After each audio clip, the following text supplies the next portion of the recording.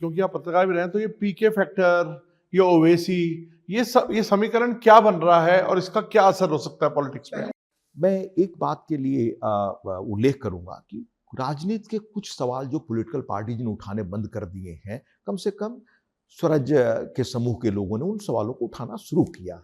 पर याद रखिए, बिहार के नहीं, पूरे देश की राजनीति को 52 के चुनाव में बिहार समेत पूरे देश में समाजवादी पार्टी को कहा जाता था कि वो सबसे बड़ी पार्टी और बिहार में शासक पार्टी के रूप में आएगी। इवन जवाहरलाल जी ने कहा कई जगहों पर कि जयप्रकाश नारायण की सभाओं में हमसे ज्यादा भीड़ उमड़ती है, और बिहार में तो कॉन्फिडेंट थे कि 52 में हम चुनाव में आ रहे हैं।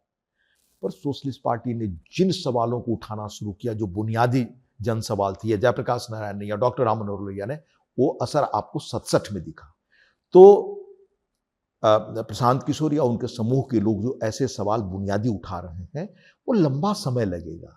कुछ सीटें हो सकती है, कुछ वोट मिल सकते हैं। हमारे यहाँ एक शेतकरी संगठन हुआ करता था, आपको याद होगा, महाराष्ट्र में। क्योंकि आप पत्रकार भी रहे हैं, तो ये पीके फैक्टर, ये ओवैसी, ये समीकरण क्या बन रहा है और इसका क्या असर हो सकता है पॉलिटिक्स में? मैं एक बात के लिए उल्लेख करूंगा कि राजनीति के कुछ सवाल जो पॉलिटिकल पार्टीज ने उठाने बंद कर दिए हैं, कम से कम स्वराज के समूह के लोगों ने उन सवालों को उठाना शुरू किया है। लेकिन नहीं, जैसे मैंने राजनीति में बहुत सारे शुचिता के सवाल, राजनीति में चुनाव के खर्चे का सवाल, कब कहां तक, लेकिन क्या वो डिफरेंशिएटर है? ना, मैं वही बता रहा हूं, कहां तक व्यवस्था में मतलब कहां सुधार होना चाहिए, कैसे क्या, ऐसे सवालों को। पर याद रखिए, बिहार के नहीं, पूरे देश की राजनीति को 52 के चुनाव में बिहार समेत पूरे देश में समाजवादी पार्टी को कहा जाता था कि वो सबसे बड़ी पार्टी और बिहार में शासक पार्टी के रूप में आएगी।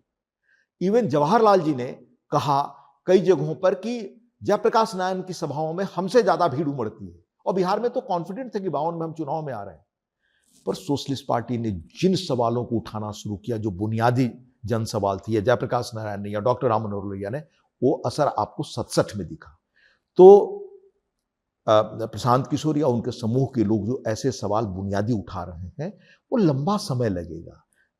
जनता तो इस बार उनको लगता नहीं आपको मार्क कर पाएंगे सीट्स? कुछ सीटें हो सकती है, कुछ वोट मिल सकते हैं। हमारे यहाँ एक शेतकरी संगठन हुआ करता था, आपको याद होगा, महाराष्ट्र में।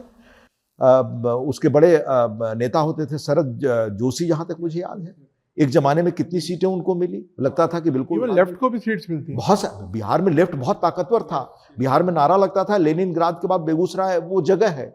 बिहार में सीपीआई की सीटें जबरदस्त मजबूत हुआ करती थी। सीपीआई सीपीएम मिलकर एक ताकत होते थे, और आज भी सीपीआई एमएल के लोग ये तो देखिए, आपने खुद एडमिट किया कि जो सवाल मेन स्ट्रीम पॉलिटिकल पार्टीज ने उठाने छोड़ दिए, वो प्रशांत किशोर उठा रहे हैं।